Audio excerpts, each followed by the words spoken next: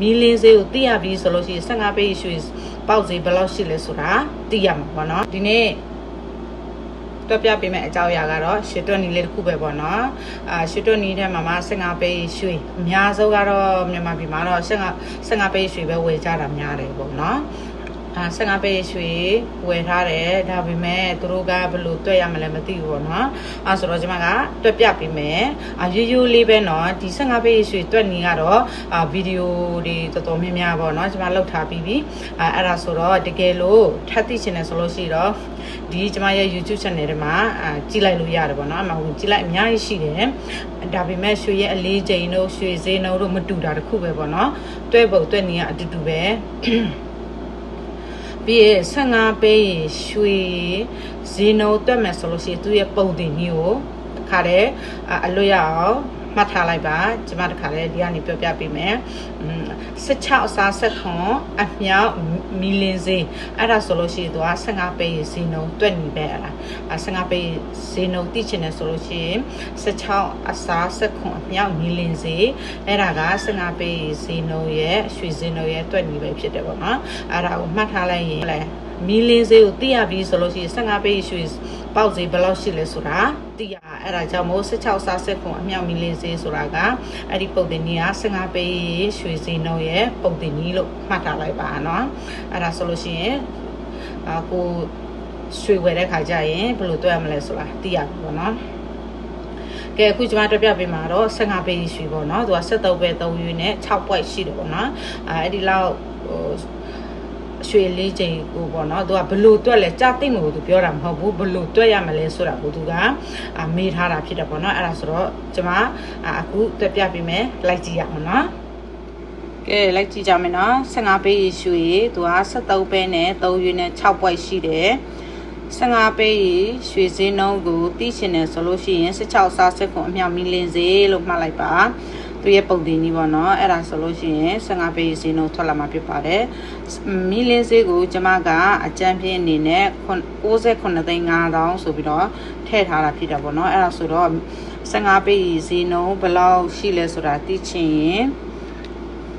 16အစားဆက်ခွန်အမြောက်မီလင်းစေးကို69သိန်း5000နဲ့တွက်ထားပေးတာကဲဒါဆိုရင်61သိန်း96,480ပေါ့နော်သူရဲ့15ပေးရွှေဈေးနှုန်းက61သိန်း96,480ကျပ်ရှိတာဖြစ်တယ်အဲ့ဒါဆို15ပေးဈေးနှုန်းရပြီဆိုလို့ရှိရင်ဒီ73ပဲ3ရွေးနဲ့6ပွက်ရဲ့ရွှေလေးကြီးကိုကျမတို့တွက်မယ်ဆိုတော့3ရွေးနဲ့ရွှေဈေးနှုန်းတွက်တဲ့အခါကျရင်အနောက်ကနေစတွက်မယ်ကျွန်မအမြဲတမ်းပြောတယ်ပေါ့နော်ဆိုတော့3ရွေးနဲ့6ပွိုက်ကို3.6ဆိုပြီးတော့ကျွန်မတို့ရေးရမှာဖြစ်ပါတယ်ဘာဖြစ်လို့လဲဆိုတော့ဒီ6ပွိုက်ဆိုတာကရွေးတဲ့ကနေပဲလာတာဖြစ်တယ်သူက10ပွိုက်ပြည့်မှတရွေးဆိုတော့အခုက10ပွိုက်မပြည့်ဘူးအဲ့ဒါကြောင့်ကျွန်မတို့က3.6ဆိုပြီးတော့ပဲရေးရတာဖြစ်ပါတယ်3.6အစား8အပေါင်း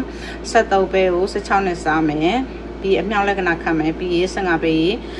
ဈေးနှုန်းပေါ့နော်ဒီခုနရှာထားတဲ့15ပေးဈေးနှုန်းအဲ့ဒါကိုတွက်လိုက်တဲ့အခါကျတော့89သိန်း13980ကျပ်ပေါ့နော်ကဲညီမတို့တွက်မယ်နော်3.6အစား8အပေါင်း73အစား16အမြောက်61သိန်း96,000နော်61သိန်း96,480ဆိုတော့သူရဲ့73ပဲနဲ့3ရွေး6ပွက်ရဲ့ကြာတင်ငွေက89သိန်း139,980ကြာတင်တာဖြစ်ပါတယ်89သိန်း139,980ကျပ်ပေါ့နော်ဒါကဒီရွှေလေးကြီး73ပဲ3ရွေး6ပွက်ရဲ့ကြာတင်ငွေပေါ့နော်ဒီလိုမျိုးတွက်ရတာဖြစ်ပါနော်သူမေးတာဘယ်လိုတွက်ရမလဲဆိုတော့နော်တကယ်လို့ကိုကအထယ်ဝယ်တဲ့ခါကျရင်ဒီလောက်သူ့ရဲ့ရွှေလေးချိန်ဒီလောက်ရှိတယ်ဒါပေမဲ့သူတို့ကရော့တွက်လက်ခါတွေရှိမှာပေါ့နော်ပြီးရင်ဘယ်လိုပြောမလဲ ခွန်တွေအခတွေလည်းပေးရတာရှိသေးတယ်ပေါ့နော်အဲ့ဒါဒီကြသိန်းငွေကိုဒီမှာပေါင်းလိုက်လို့ရတယ်เนาะအဲ့ဒီမှာပေါင်းလိုက်ရင်ကြသိန်းငွေစွတ်စွတ်ပေါင်းကြသိန်းငွေဆိုတာထွက်လာမှာဖြစ်ပေတယ်ဒီကြသိန်းငွေကြတော့ဒီရွှေ၄ကျိတ်တစ်ခုရဲ့ကြသိန်းငွေပဲဖြစ်တယ်ပေါ့နော်73ပဲ3ရင်းနဲ့6 point ဒါမဲ့ရွှေရ15ပဲရွှေ73ပဲ3ရင်း6 point ရဲ့ကြသိန်းငွေကဒီခန့်မှန်းဈေးနှုန်းနဲ့တွက်လိုက်တာပေါ့နော်မီလင်းစင်ခန့်မှန်းဈေးနှုန်းနဲ့တွက်လိုက်တာ15ပဲဈေးနှုန်းကဒီလောက်ရတယ်အဲ့ဒါဆိုတော့ဒီ73ပဲ3ရင်းနဲ့6 point ကို15ပဲရွှေဈေးနဲ့မြှောက်လိုက်တဲ့ခါကျတော့သူက89သိန်း13980ကျတင်တာဖြစ်ပါတယ်ပေါ့နော်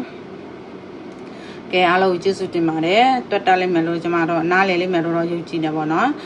ဒီဗီဒီယိုကိုအဆုံးထိကြည့်ပေးတဲ့အတွက်ကျေးဇူးတင်ပါတယ်နောက်ထပ်မေးချင်တာရှိလို့ရှိလဲသိချင်တာရှိလဲဒီအောက်ဗီဒီယိုအောက်မှာ